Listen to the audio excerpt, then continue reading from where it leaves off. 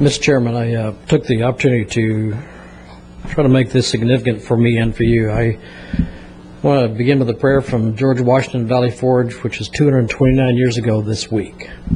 And to begin with that prayer, and then I'll add to that. So, the words of George Washington. O Lord, my morning sacrifice, which I now offer up to Thee, I yield Thee my humble and hearty thanks. Thou hast preserved me from the danger of the night past, and brought me to the light of this day, and the comforts thereof, a day which is consecrated to Thine own service, and for Thine own honor.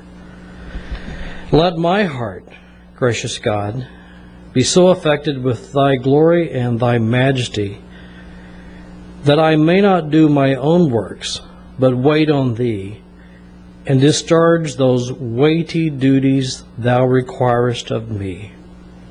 Bless my family, kindred, friends, and country.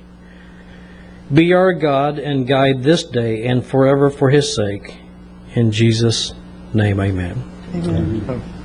I'd like to finish. Heavenly Father, we join with the heart of George Washington to pause, to pray, to recognize Your willingness to give these leaders, our leaders, Your wisdom. I personally thank You as a representative of the gospel and a spokesman for God, that today we have the opportunity to address You, to invite You.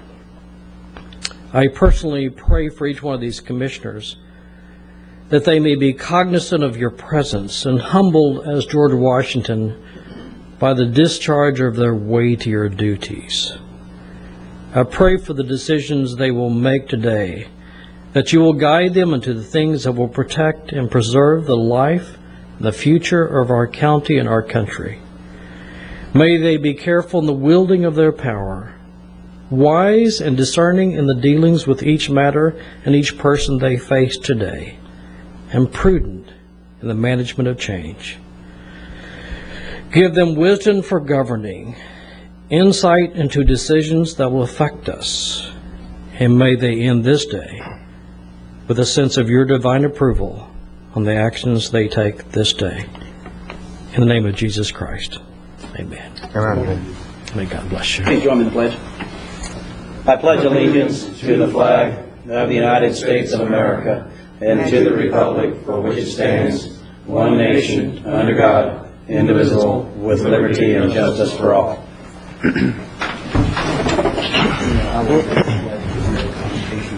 Hey, we got help. Under additions and deletions to the agenda, I think, Mike, you wanted to add something? Thank you, Mr. Chairman. Deletions, item 7F is to be deleted. Staff needs to update the data in support of that item, and we'll bring it back on the June 19th meeting. We have one addition today with respect to a grant that the board approved on June 5th for the construction of an offshore artificial reef site. Jonathan Gorham is here. I believe it's appropriate for discussion. It is time sensitive. The services needing to be completed by June 30th, and to deploy the artificial reef materials, we will need to execute a privity agreement to connect to the St. Lucie contract. Jonathan. Thank you. Jonathan Gorham, Coastal Resource Manager. This item does relate to the artificial reef grant agreement with FWCC in the amount of $60,000 approved at the June 5th meeting. That grant agreement required that all the reef construction be completed no later than June 30 of this year. Due to that very short deadline, this item was a last-minute addition to the agenda to approve an agreement with McCully Marine Services of Fort Pierce to acquire, transport, and deploy 1,500 tons of concrete reef material for the county at a cost of $60,000. We anticipate using a privity agreement based on the existing contract for artificial reef construction between McCully Marine Services and Martin County. However, it's become apparent that there are some technical problems with using the Martin County contract. We did find yesterday afternoon that St. Lucie County has an essentially identical agreement with McCully Marine Services that would be suitable to use. And so what staff would like to request at this time is that the board approve in principle the agreement between Indian River County and McCully Marine Services to deploy this 1,500 tons of artificial reef material for a cost of $60,000, and authorize the chairman to sign a privity agreement based on the St. Lucie County contract following review and approval by the county attorney's office. Mr. Chairman, how do you want to add this to the agenda? Do you want to take care of it now? Well, I think we'll add it to the agenda and then Yeah. just to either approve it or pull it from the consent if there's questions on it. This is just to let us know why it's going on. Okay, move approval of additions and deletions. Sorry, I got one more. Oh, what are you doing? Yeah, I would like to pull item 13A. Which is, That's under my items, and that's the challenging of the annexation of the city of Fellsmere. They have delayed that action by 2 weeks, and I think it's a good faith effort, and I'd like to pull mine and delay it and see where this all goes. okay, move approval as amended. Motion is second. All in favor, say aye. Aye.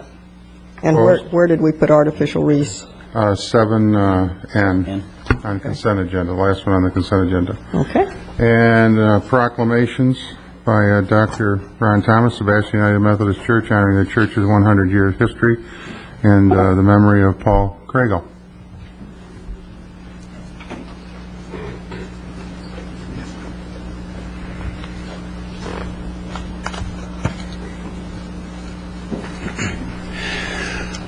My name is Ron Thomas, and I come here this morning as pastor of Sebastian United Methodist Church.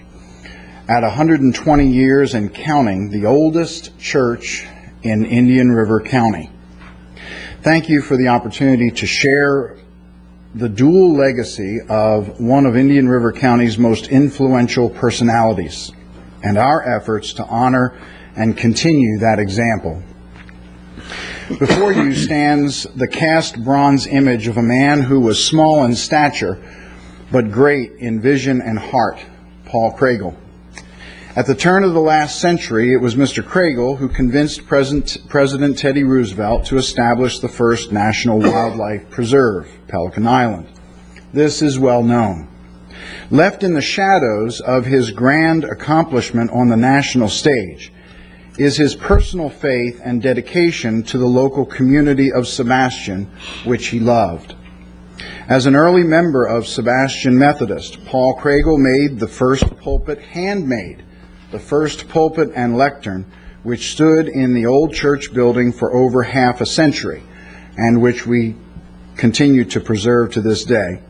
And by his personal example, he minted a lasting concern for community outreach and service long before the term faith-based initiative was coined.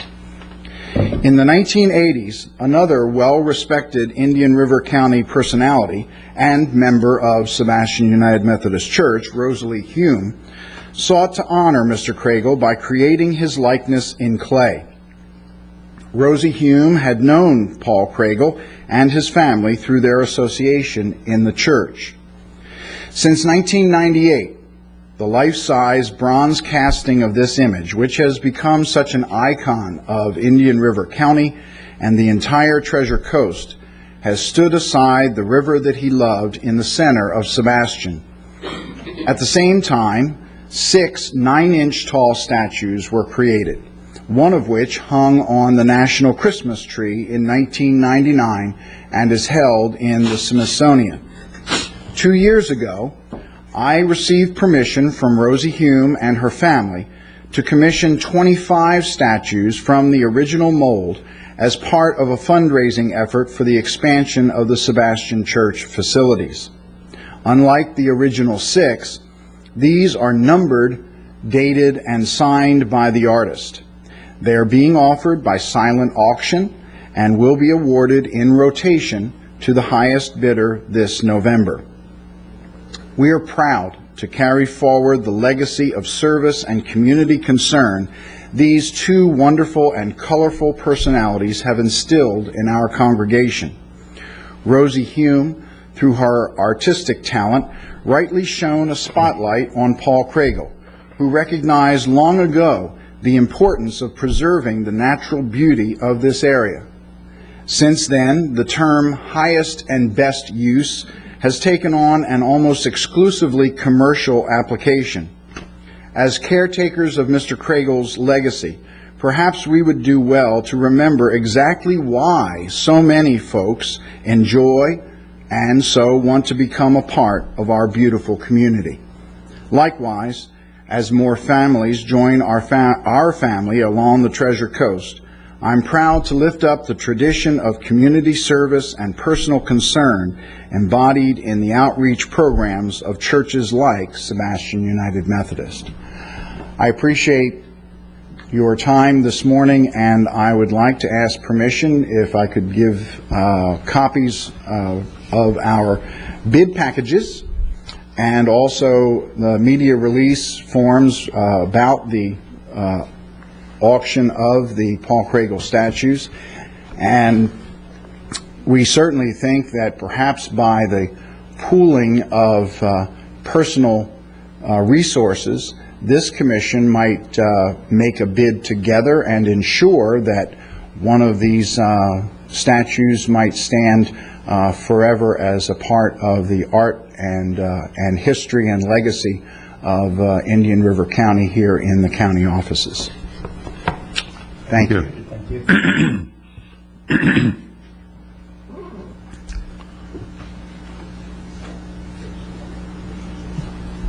Thank you. Thank you. Okay. You don't get to keep that one? Show me the money. Thank you. Thank you. Next is a presentation for the Committee of Sustainable Treasure Coast by Melissa L. Meeker and Stacy Ranieri. Good morning. Thank you, Commissioners, for the opportunity to come and speak with you today. I had sent a presentation. I'm actually not going to go through it real quick. I really just wanted to give you a quick update. You may remember, hopefully you remember, we had a workshop up here, I guess it was last year, put on or hosted by the Indian River County Coalition, and Penny Chandler was a key instrument in pulling that meeting together for us. I know we had a lot of elected officials from up here and a lot of citizens join us in that. We really went through the whole document, our whole report. So that presentation has already been made. I wanted to give you an update on where we are today and what we've done. First, just a little recap. Remember that the Committee for Sustainable Treasure Coast was actually the brainchild, if you will, of Senator Pruitt. And it was actually established by executive order by Governor Jeb Bush. And we had 37 wonderful, diverse members, of which Commissioner Bowden was one of them, and we appreciate her participation in that process. And our group was really made up of a mix of people from our region, and the region was Indian River County, St. Lucie County, and Martin counties. We had every aspect, elected officials, environmental groups, developers, members from our social systems, social caregivers, and things like that. A very diverse group. And we came together and we really wanted to focus on creating a vision, or what we would like to see along the Treasure Coast in the next 20, 50, 100 years in terms of maintaining our quality of life and what types of things that would involve. So we came up with a final report. It was presented to the governor and the legislature in September of 2005. Had about 108, over 100 recommendations, action items of things that we felt were critical to our region and moving forward. And we're really in a unique time right now in that all of our counties are going through their updates to their EAR process. So what we would like to do in our follow-on group, which was a 501c3 that we formed, Sustainable Treasure Coast, Inc., is work with local planning staff, and Bob Keating's been wonderful and gave presentations to us and has been working with us. Work with the planning staff as you go through these updates to see if there are things that we can incorporate into the process so that we can, again, try and keep that report moving forward so that it doesn't just die on the shelf.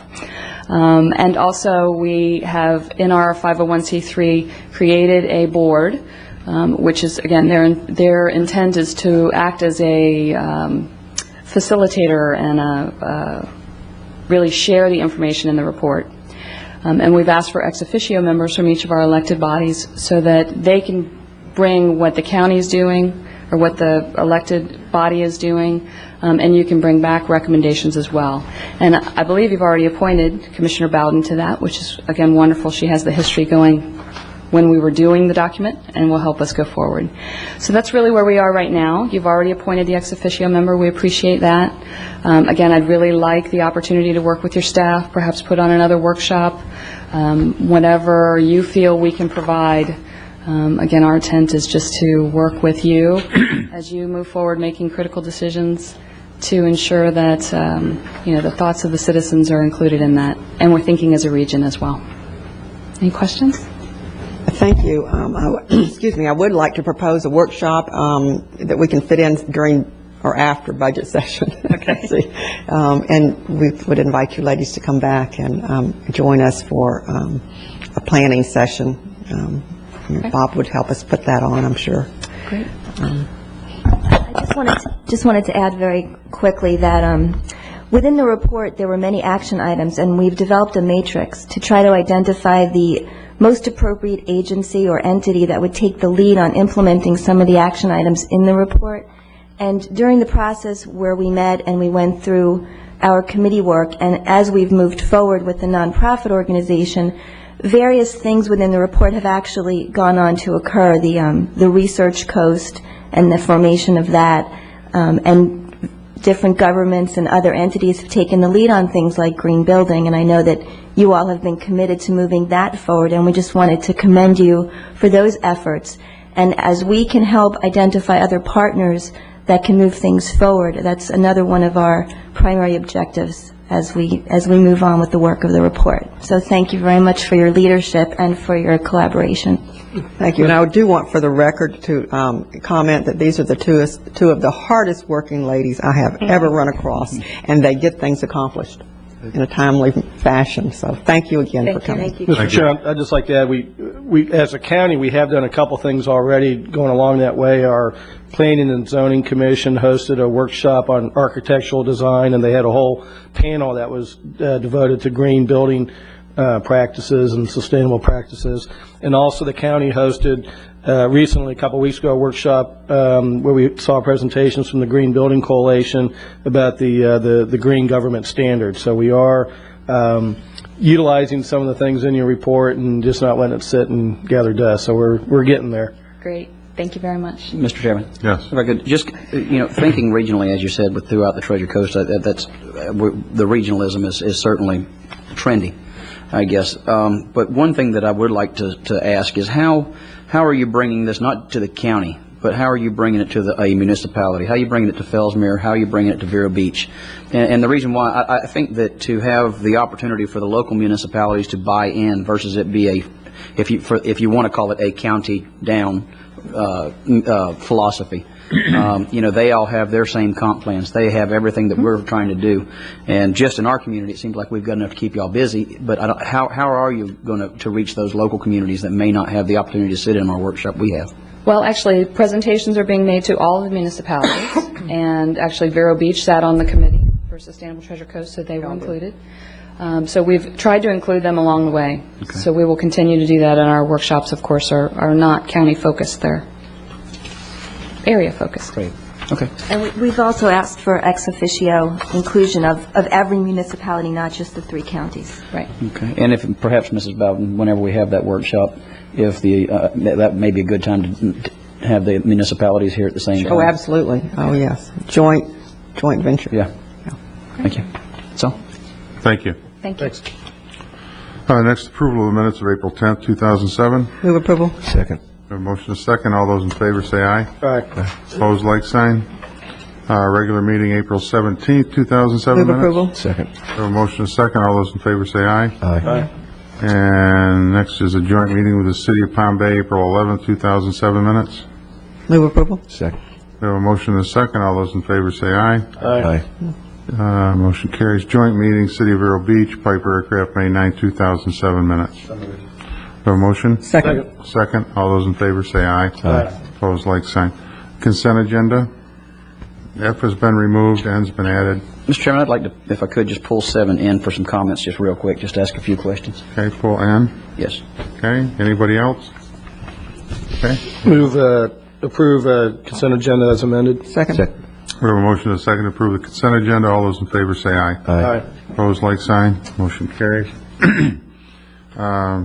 Wesley? Yes, Mr. Chairman. I guess, Mr. Gorham, the last mitigation that we did, or the last artificial reef we did because of mitigation and damage done from the beach renourishment. And in that process, we had to use expensive limestone. I'm going to say exotic for the lack of a better term. And now this is not in for any form of mitigation, or it is. And if it is, are we able to get around the expensive material that we used? Because I heard you say it's going to be concrete, and which sounds like it could be construction debris. Why,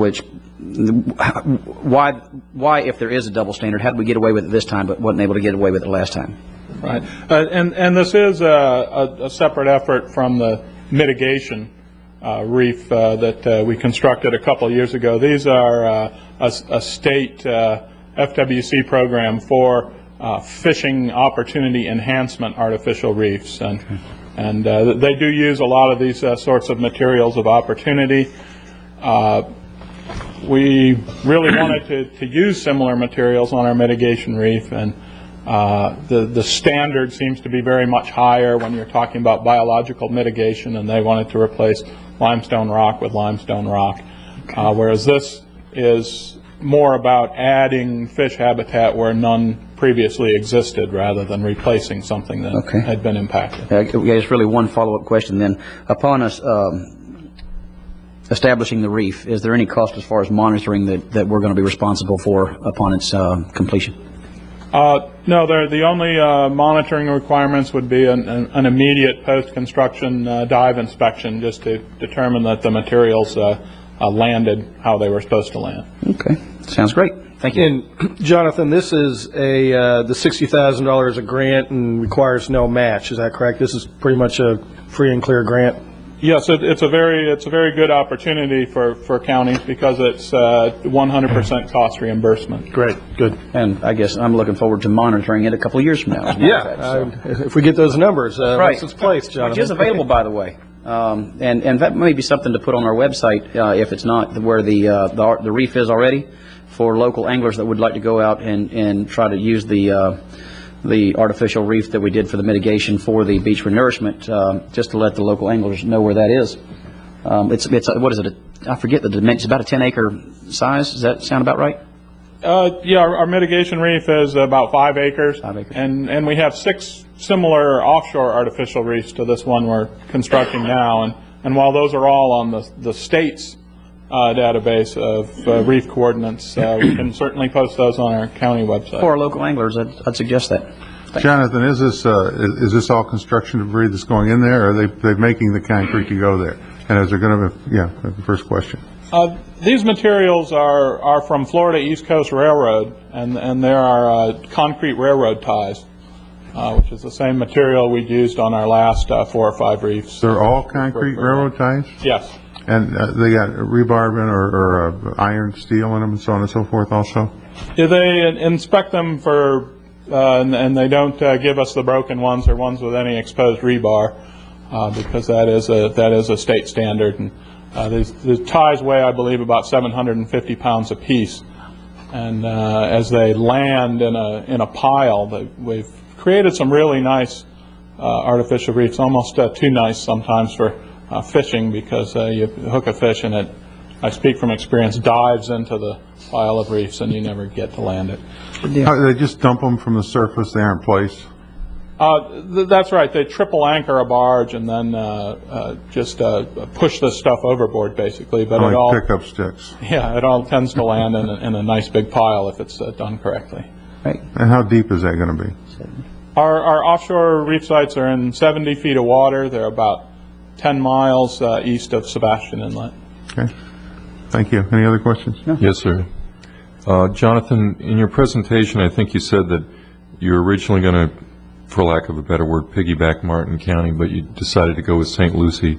The backup we have is Martin County, so we'll be substituting documents from St. Lucie County, right?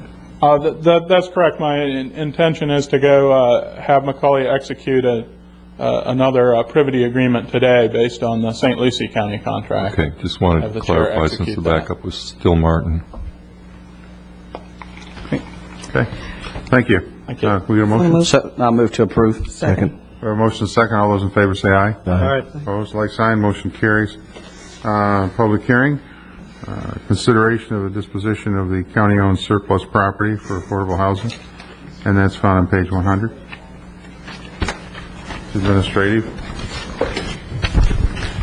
Mr. Chairman, I'm Bob Keating. I'm County Community Development Director. With this public hearing, we recommend that you open the hearing and reschedule it to a time certain. There is more research to do on it. The county owns more properties than we thought it did, so there's been more time required to do all the research. We will be bringing this back next week, so if you could table it till that time. Open the public hearing and continue it to next Tuesday at 9 o'clock. I'll open the public hearing. Is there anyone who would like to be heard on this issue? Seeing none, close the public hearing. Move to postpone till next Tuesday. Second. We have a motion and a second to postpone until next Tuesday, the 20th? And all those in favor say aye. Aye. Opposed, like sign. Motion carries. 19. Indian River County's request for special exception use approval for an addition to the child care facility. Good morning, I'm Stan Bowling, Planning Director. This is a special exception use request for adding a building to the south end of the existing buildings at the old Wabasso Elementary School site for the Daisy Hope program that's currently housed in part of the existing building. This will be a separate addition. The overall site is zoned single family, and because of the size of the addition, special exception approval process is required. So this has been through a staff review. Planning and Zoning Commission is before you all today at a public hearing. Sign has been posted on the site. Letters have been sent to the surrounding property owners. We only had one response, and that was positive from a surrounding property owner. The overall site is located on the south side of County Road 510 and the west side of 64th Avenue. And again, the proposed building addition is at the south end of the existing complex. As you can see from this aerial of the overall site, there's heavy vegetation along the entire western boundary of the overall site and the southern boundary. That's an existing buffer area. And to look a little bit closer at the site plan, the proposed addition, again toward the south end of the existing building, a circular driveway will be redone, and there are 6 oak trees in that particular area. They will all be saved in place, and there will be buffers added along 64th Avenue, added parking spaces, as well as some added pedestrian improvements to fit in with the overall pedestrian system that's there at the complex now. The Planning and Zoning Commission voted 7-0 to recommend approval of the special exception use for the addition, and the use in the addition is a child care type of use, and staff also recommends that the board grant the special exception use approval. Be glad to answer any questions that you might have. Any questions of staff, commissioners? Okay. We'll open the public hearing. Is there anyone in the audience who would like to be heard on this issue? Seeing none, close the public Move hearing. approval. Second. We have a motion and a second. All those in favor say aye. Aye. Opposed, like sign. Motion carries. Sign up for Indian River Inc.'s request for special exception use approval for a community center use in an existing Sun-Up adult care building. This also is a special exception use request for a site that's located on the south side of 5th Street Southwest, east of 27th Avenue. This site was originally part of the Sun-Up and still is part of the Sun-Up facility. There are already 2 special exception uses allowed on the site based on 2002 action: an adult congregate living facility units, which have not yet been constructed, and an adult daycare use, which is allowed at the existing building that's on the site. This request is to allow that existing building to also have what we call a community center use, and that's why it's before you all for a special exception request. That would allow social events and other types of programs not related to the adult care facility programs there on site to use the building itself. The site, as you can see from this aerial, the existing building and driveway are at the north end of the site. It's heavily vegetated, And the plans that are already approved for units to the south of it, the adult congregate living facility units, have taken into account a lot of tree preservation measures. The special exception use is related only to the area development that's outlined in yellow on this map, and that involves the existing building facility, and then there'll be a few additions to that with this request. On this site plan, the building is shown in red, and there will be additional parking spaces added in the darker gray areas to the north and to the west side of the site. And the existing buffer that's in place for the adult care use will actually be upgraded with native vegetation kind of plugged into the existing buffer to meet all the requirements that we have for the community center use in this single-family zoning district. There are specific land use criteria that have been applied and met by this proposal regarding community center uses. In fact, it exceeds our requirements for setbacks that apply to these types of uses. The Planning and Zoning Commission voted 7-0 to recommend approval of this use, and staff also recommends that you all grant this special exception use approval for a community center use in the existing building. Be glad to answer any questions that you might have. Any questions? Not, we'll open the public hearing. Anybody in the audience like to be heard on this matter? Not, we'll, Bob Johnson.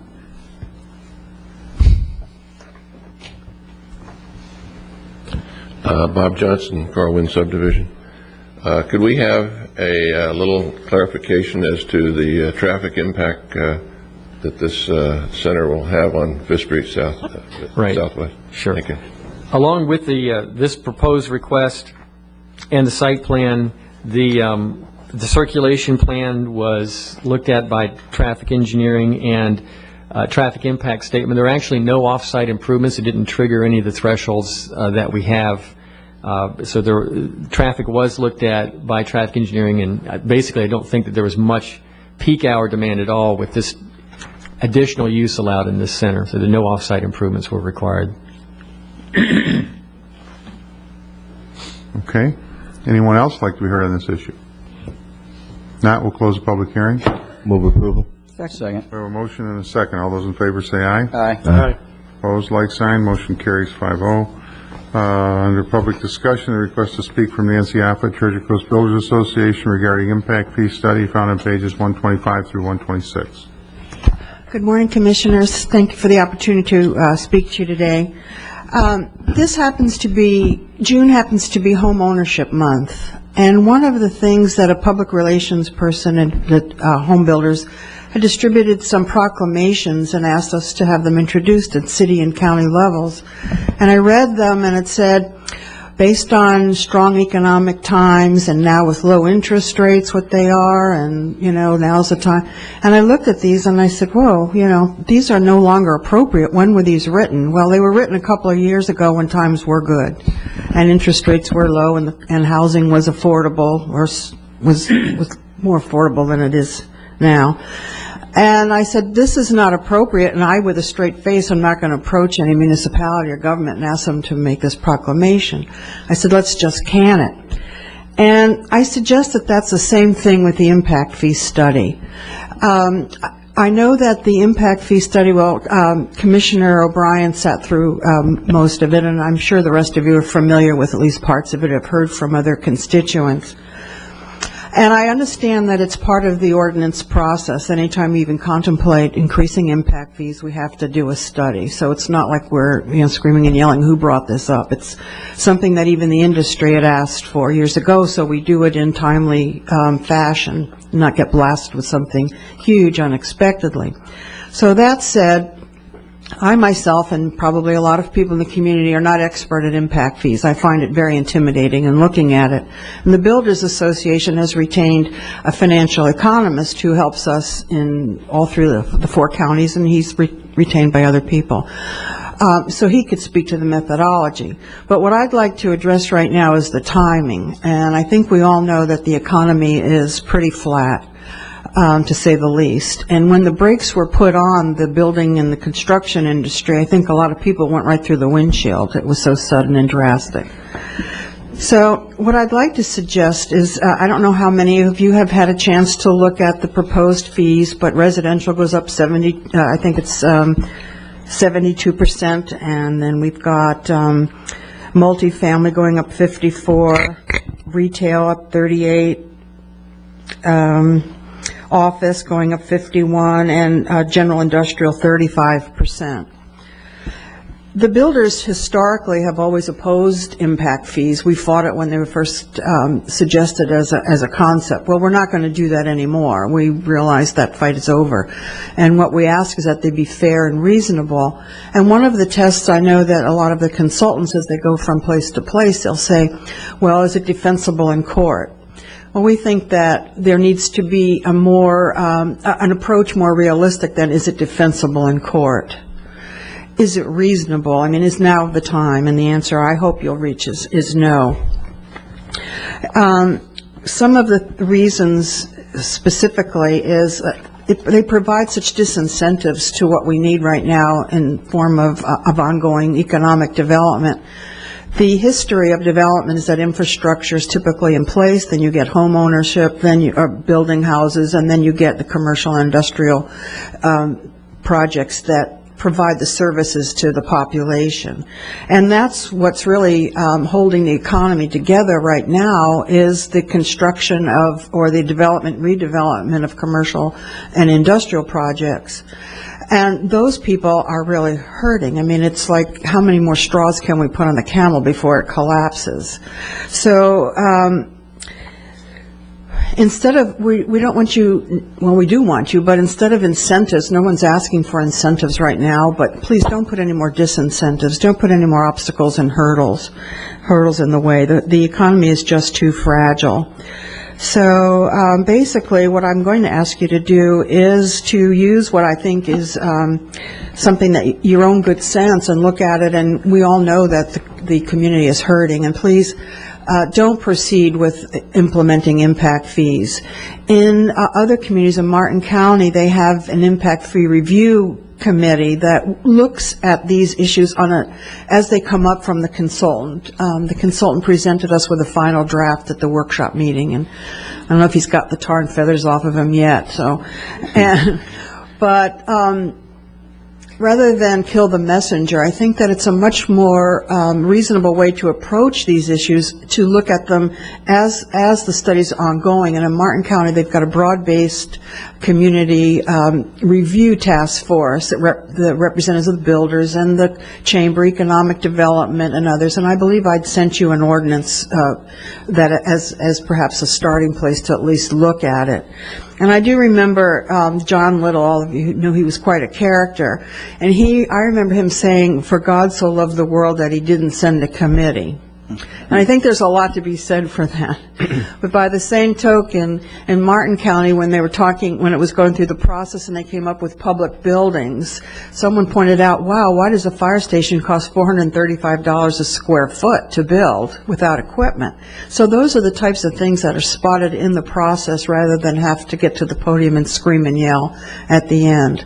So I think my request, and I know there are other people in the community at the Chamber, Penny's here, she may want to add to my comments, but we ask you to not spend more staff time on trying to massage that particular report. Don't bring us in, don't let the community fear that these are going to be another overlay, because with proportionate share, the interest impact fee benefit, permitting fees are high, everything is high, that we're just going to really kill whatever activity is out there. I have spoken to Mr. Baird. I know he's not here today, and Mr. What is Zito. Zito, thank you. I want to call you something else all the time, but no,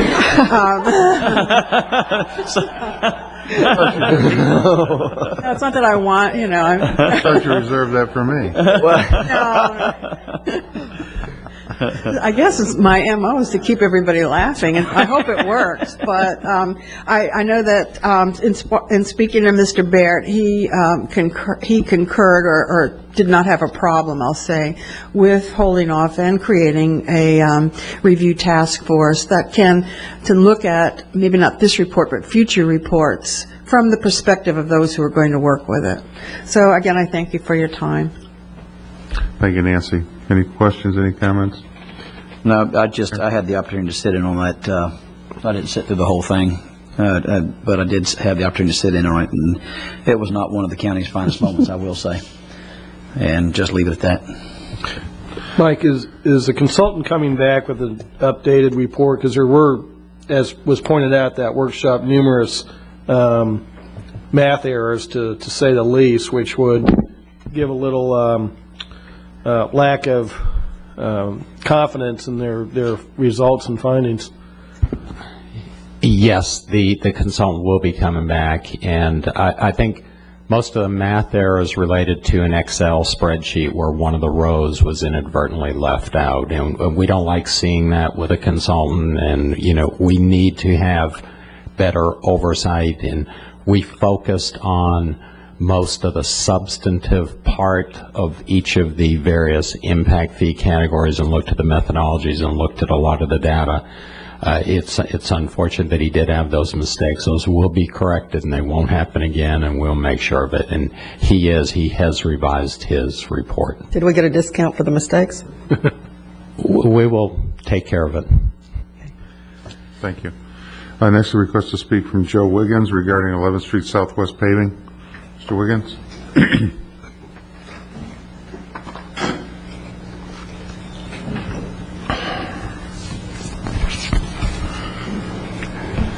Good morning. Actually, me and my wife both want to speak about this. 11th Street Southwest. This has been a project I've been working on for about 8 or 9 years, and it finally got started. And somehow we always seem to get left out of the loop. When we did water, we got left out of the loop on that. Now they're doing the paving, we getting left out of the loop on that, which is about another 80 feet. And everything seemed to stop at 9th Court Southwest. Right now I got unburied telephone cable, mainly because the phone company don't know what to do. So my wire is up there exposed so that it could get cut or broken any time someone see fit. My main problem is on 11th Street Southwest. When we was first building our house, we had to get 60 feet and donate it to the county, which is 60 feet in there belong to the county for a county road.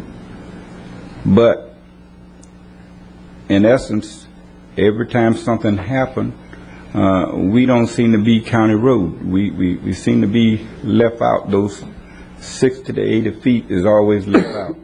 I'm trying to figure out why.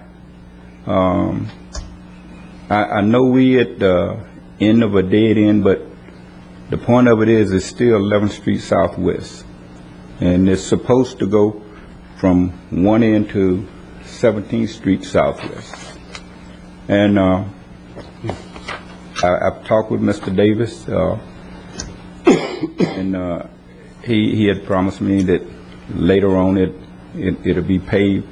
But what I was wanting to wonder is why it wasn't put in the initial bid when it was done, because they marked it off from my property line all the way up.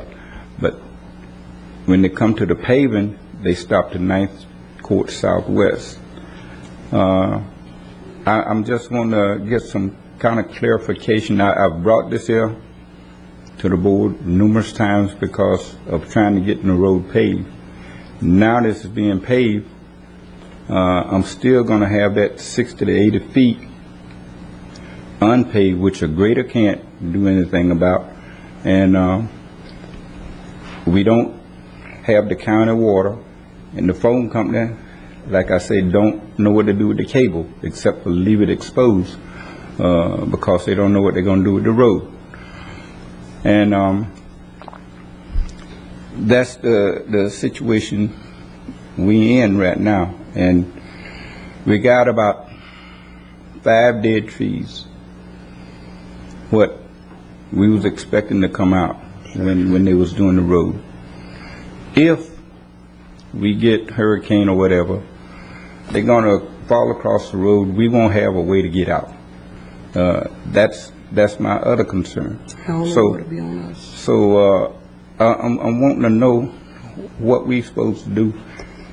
And in essence, I even said that I was going to do some pavers up to where they stop. But they say that couldn't happen because that's county road. So I want to know what we supposed to do. Not only that, the road slope so that when we start getting rains and everything, all the water going to come right down there on my property. And I don't have a way to getting it off. So that's my situation. On my behalf, when the road was paved, you know, I'm with my husband 100%. But why would they stop it at 9th Court instead of bringing it all the way down where it's supposed to be brought at when they first put the bid in? Now you have to wait until they do a rebid, which understand I got that it would be like $17,000. No, 37,000. 37 to finish that little piece they should have did from the beginning.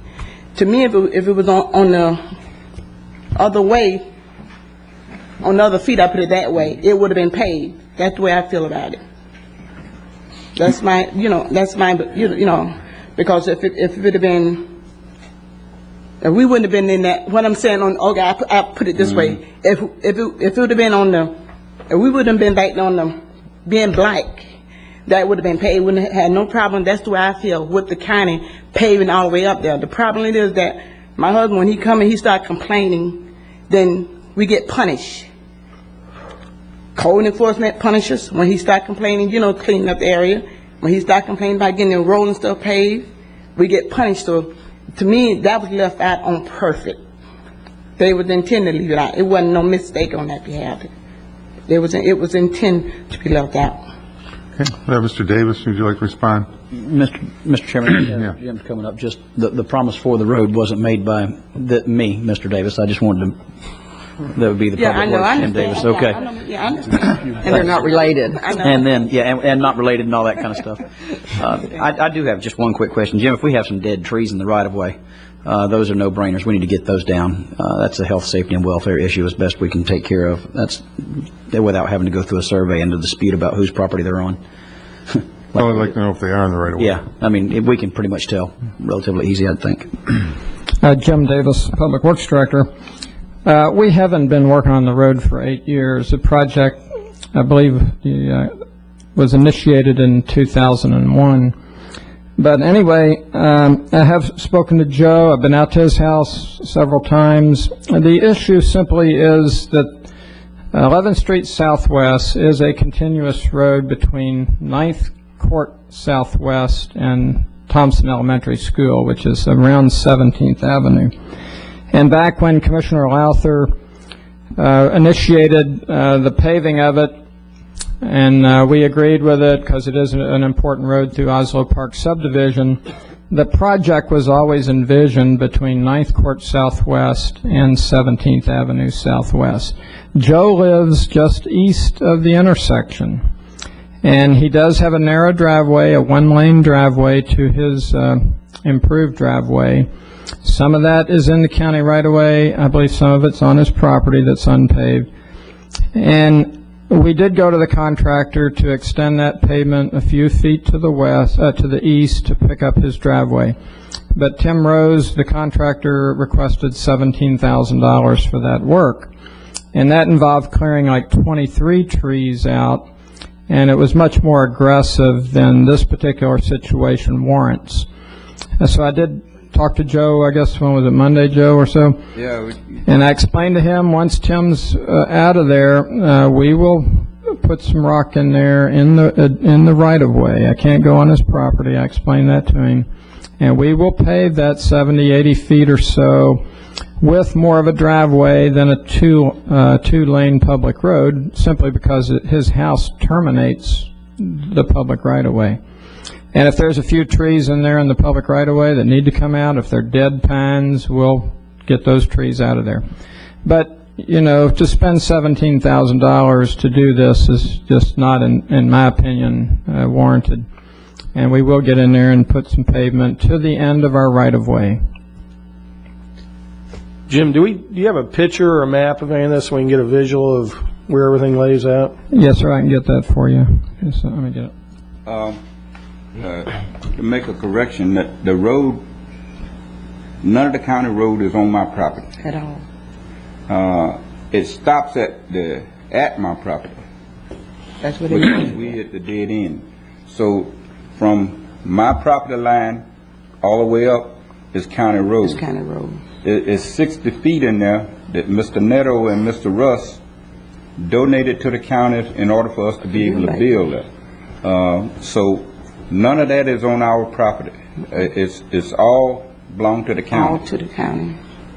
And when they surveyed it, when the county came out and surveyed for the road to be paved, they said the sticks is right beyond the light place. What is it? Florida Power Light pole is on right there, and then the county sticks is right where the, you know. So all that is the county. It's not on our property. It's on the county property. The only thing we was concerned about, why wasn't it paved all the way up where it's supposed to have been paved? That way the county could have saved money if all of it would have been added in like it's supposed to have been. That's our concern. And when it rains, we're gonna get all the water. We in the boat to get out from back there where we at, because the way the road is slanting. When it rains, we washed out. Is the drainage a problem? No, sir. The road's cross slope to the south, and every block in Oslo Park subdivision has a backlot drainage ditch that leads to the 13th Street Southwest Sublateral Canal. And all of those backlot ditches will receive about 260 feet of that linear foot of roadway. So we're not going to send the water on the Wiggins property. And as I said, the public use of the road is from 9th Court Southwest to 17th Street Southwest. The only property to the east is the Wiggin property, and we can provide a driveway connection in the right-of-way to that property. I have my question would be, if as I understand this, here's a four-way intersection, but the east side of that intersection dead ends at Mr. Wiggins' property. Right. And that being the case, I'd like to make sure that we aren't setting a precedent or violating our own standards for petition paving and Exactly. what needs to be done, and not just, you know, there's got to be a logical and economical reason for what we do. Exactly. That's why we felt $17,000 was too much money to just provide a driveway connection to that public road in that 80 feet or so. You know, we can do it independently without the contractor involved, and we can stub that pavement right to our property line. Is that standard operating procedure? Do we do that all over? Whenever the county funds a project, we work in the public right-of-way. We don't go onto people's private property, but we do provide stub-outs to driveways and aprons to driveways if they're along the public frontage. Okay, so the problem is the stub out, and we can do that. What's the time frame we're going to do that? Well, we have to get our contractor out of the way. We have to finalize that contract. That should be finalized this summer. The road's mostly paved. There's only a few sections that aren't. Most of the work's been done. But we just simply couldn't get a cost-effective price from our contractor to do that little bit of work. Well, I think she asked when. It would be in the fall. We can do it in the fall, September, October. And we can look about the trees if they're in our right-of-way. If they're in the right-of-way, we can get the dead pines out. Okay, we'll get those out immediately. Yeah, all that is in the county. What we're speaking in terms of belongs to the county. All of that belongs to the county. From the way the markers at up to that where they start paving belong to the county. Mr. Davis came out and he looked at it, and he knows what's going on. And I told him I'd take care of it. I've talked to Mr. Rose and all, and he was even saying he didn't know why it was left out. It was left out. So they have to do another bid in order for it to be done. That was his problem. But the problem is right now, the phone company don't know what to do with the cable. It's exposed, and we out of a phone as soon as that cable get cut, and it's been cut 2 or 3 times now, and they done had to bury and rebury, and now it's just left exposed because they don't want to bury it again and don't know what's going to happen. Because they were saying, you know, all that should have been cleaned out when the road was put in. When it was doing the road, the county should have came all the way and cleaned all those trees and stuff out, and that way they could bury our wire and stuff under the ground and stuff. But right now, everything is on top, you know, they have to leave it on top of the ground. So anybody could come and cut it like he was saying, but that, to me, it should have been did from the beginning. To me, it was just left out because of the way my husband would come up and he complain about how things. You understand what I'm trying to say? To me, it was. Well, I hope that That's is. my behalf. I hope that isn't the case. That's why I feel about it. I know, I hear you. Because even with court enforcement, we got punished because the way things were did. So, But at this point, we will get the road, not the road, the Apron? Yeah, not the Stub out? Stub out. In the public right-of-way, we will do Public that. right-of-way, we'll get the trees removed, and if there's any question of bad drainage on their property, we'll look at that a second time. Sure. Okay. but everything's Jim, who's I paying? appreciate it very much. How is this funded, It's 100% county funding. and the reason for that? I believe Commissioner Lowther brought it up to a board meeting in 2001, maybe 2002. We concurred because it does connect all of those Oslo Park roads to 11th Street Southwest, which goes to the Thompson Elementary School. Our problem was we only had a 35-foot right-of-way to work in because it's the north end of Oslo Park subdivision, and back in the 1950s, developers used to only plat a half a right-of-way, thinking the land on the north side would develop and the other half would be given to that property to the north. So we had a sensitive design to design a 22-foot wide road with curb and gutter and a 35-foot right-of-way. But it's 90% completed now. It's going to be a great project. It's going to benefit the Wiggin family tremendously. But there is that little piece that only benefits their driveway at the very east end that, was left out. Okay. But in the right-of-way, we'll pave a driveway there. Okay. Well, the guys that were doing the road, they did push some of the trees back so that Florida Power and Light, the cable people, the phone people could put their wire across. But all of that, he said that should have been cleared off along when they were doing the road. That's what I'm saying. To me, I understand. Well, the project hasn't been cleaned up. We've had some other complaints that the contractor hasn't done the greatest job in I know. I understand that. I'm not. The road is fine. What he putting through. I'm just saying why we was left out. That's all I'm saying. We don't feel we left you out. We felt that we did. The road that we paved benefits the public in general. And sometimes there may be one property at the very end of it or something that, if we don't go onto your property and pave to your driveway I don't believe comes out to the road. You said that when you came out that Yeah. you're not going to go on the driveway, but you see where Right. y'all property where the county owned right there at our driveway, and all that dead about 6 trees in there. Yeah, It's about 6 dead trees right in there. See, And they can't do nothing. right now, Florida Power They can't do is nothing. concerned because if we get any kind of strong wind, those trees gonna fall right back on the wire. They come back. They got to come back out and redo the wire again. And everybody keeps saying We'll get that cleaned up. this person's supposed to do it and that person's supposed to do it. I don't know. Only thing I'm interested in is I know the tree's dead. They need to be removed. Thank you, Mr. Williams. And since I was up here, I got one other problem that wasn't on the agenda, is which I know it concerns code enforcement. And I know y'all normally cite the property owner, but this is something I've been dealing with code enforcement for quite a while. The guy, and I even went to the sheriff's office, and took out a warrant to get something done. It's this guy, he got all kind of debris, concrete and stuff on our property, on some property we own. We didn't put it there. It's going to cost anywhere from $5,000 to $6,000 to try to move it. I don't have it. And I'm wanting to know, why do I need to have to move it first place when I know who did it, and they still saying, well, it's my responsibility to remove it. I can't seem to understand that.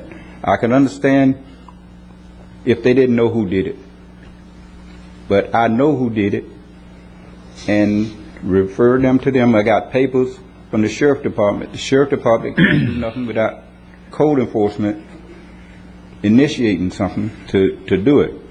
And the only thing I want is to get some of that debris and stuff off of because they got dumpsters, they got concrete, they got parts of sidewalk, all of this here, this got them hauled in. If you know who did it, they should cite the people that dumped it there for illegal dumping, and then they can be held accountable and responsible.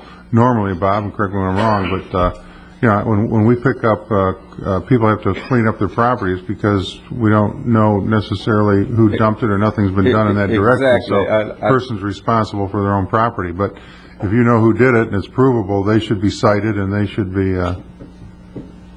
In this case, I'm not sure it's provable, but I was down at this site about 2 or 3 weeks ago with my code enforcement staff and with Teddy Floyd and looked at it, and I think we've been looking at aerials and trying to determine, we're not sure if the concrete is actually on Mr. Wiggins' property, and we're dealing with this and we're working on it.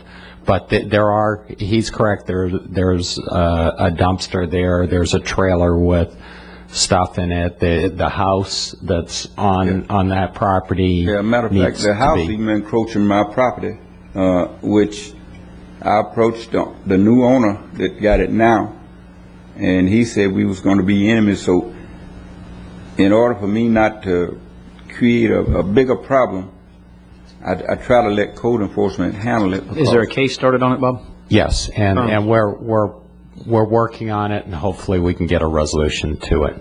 Sounds like it's in hand and they're working toward it, Joe. Thank you, Bob. Thank you. Appreciate it. Thank you. Okay, utility services, Crystal Sands petition water service 47th and 48th Place and 48th Street, east of 43rd Avenue, Indian River County project number UCP 2507, resolution 4, final assessment found on pages 128 through 140. Move to approve attachments 1 and 2. Second. We have a motion and a second. All those in favor say aye. Aye. Opposed, like sign. Motion carries.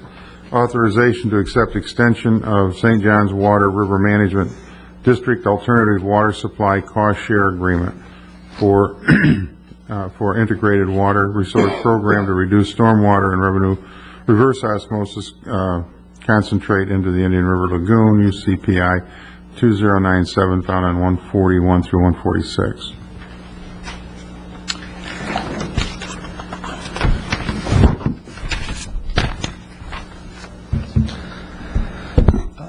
This is a $125,000 grant. We're just getting an extension. It'll help us with the Spoonbill Marsh site to develop that site once we get all of our permits in place. The only thing we're lacking now is an environmental resource permit from the Department of Environmental Protection. Once we get that, 'cause it's got a couple of loose ends, we'll be able to turn loose and get that project going and be able to utilize that grant. I'll second that. And just for one quick question. Sure. We've received $1,145,000 for the Spoonbill Marsh project from the state already? That's correct. We've used that to extend the line up to the Bent Pine Rib site, and then once we get the final permits, we'll extend it from Bent Pine Rib site up the 57th Street right away to the Spoonbill Marsh site, which is just north of the North Relief Canal on Indian River Lagoon, on the west bank of the Indian River Lagoon.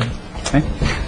Is there a vote or anything in the area, Commissioner? Okay. Not at the Spoonbill Marsh, just for the... We have a motion and a second. All those in favor say aye. Aye. Opposed, like sign. Motion carries, and we're adjourned. All right, thanks a lot. Hey, that's a record.